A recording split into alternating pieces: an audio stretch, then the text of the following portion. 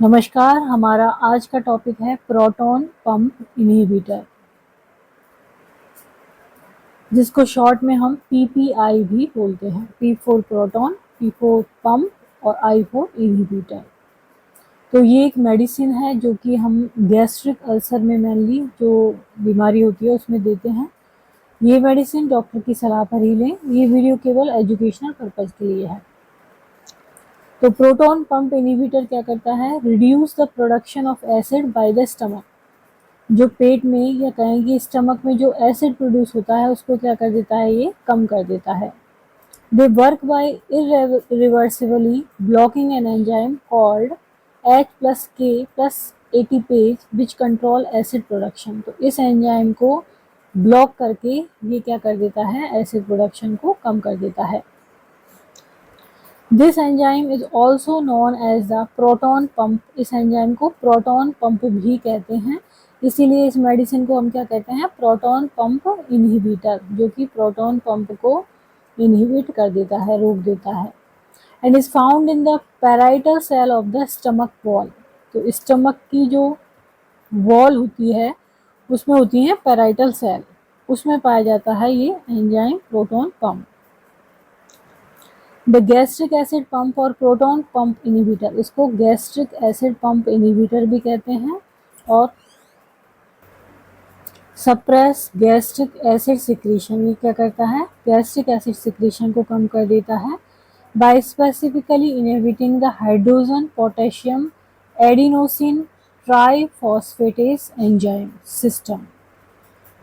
तो ये होता है ये enzyme hydrogen potassium adenosine triphosphatase enzyme system on the secretory surface of the gastric parietal cell. Proton pump inhibitor अब किस किस चीज़ में यूज होते हैं, कौन कौन सी बीमारी में? तो पहला है relieve symptom of acid reflux और गैस्ट्रो ईसोफेजियल रिफ्लक्स डिजीज, जिसको हम बोलते हैं GERD। इसमें क्या होता है? जो गैस्ट्रिक पोर्शन होता है उससे एसोफेगस में चला जाता है खाना वापस से, रिफ्लक्स की वजह से, तो एसिड रिफ्लक्स हो जाता है इसमें। तो उस बीमारी में काम में आता है ये GERD में। ट्रीट ए ड्यूडेनल और स्टमक गैस्ट्रिक अल्सर, ड्यूडेनल और स्टमक या गैस्ट्रिक अल्सर के ट्रीटमेंट में काम आता है। Treat damage to the lower oesophagus caused by acid reflux, तो एसिड रिफ्लक्स की वजह से जो लोअर पार्ट होता है ईसोफेगस का उसमें डैमेज होता है, उसको भी ये ट्रीट करता है। अब टाइप क्या क्या होते हैं इसके प्रोटॉन पंप इनहिबिटर के? तो ये अलग अलग नाम से होता है, जैसे omeprazole, esomeprazole, lansoprazole, rabeprazole, pantoprazole, omeprazole with sodium bicarbonate. Then आते हैं इसके साइड इफेक्ट।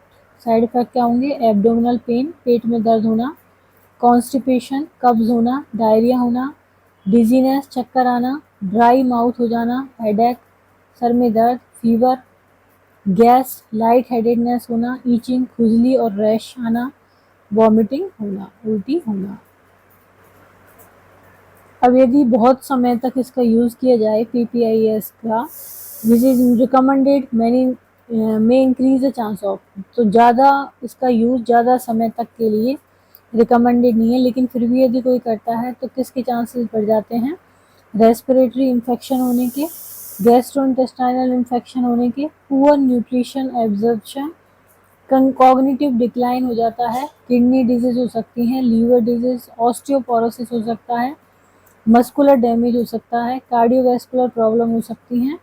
इसके अलावा कैल्शियम,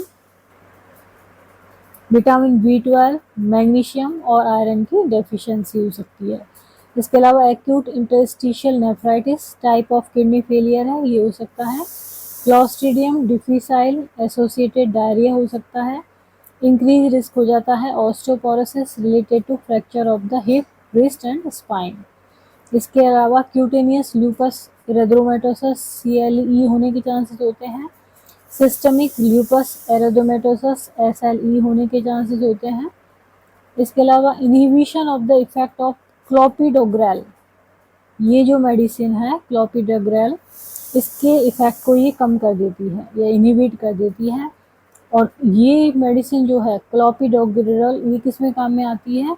ये काम आती है to reduce the ability of platelet to clot in people with heart disease. तो हार्ट डिजीज में जो एबिलिटी होती है प्लेटलेट की क्लॉट होने की, उसको कम करने के लिए ये काम में आती है। तो इसके इफेक्ट को ये कम कर देता है। तो आज का हमारा टॉपिक था प्रोटॉन पंप इनहिबिटर। यदि वीडियो आपको पसंद आता है तो इसको लाइक करें, चैनल को सब्सक्राइब करें, कमेंट करें और शेयर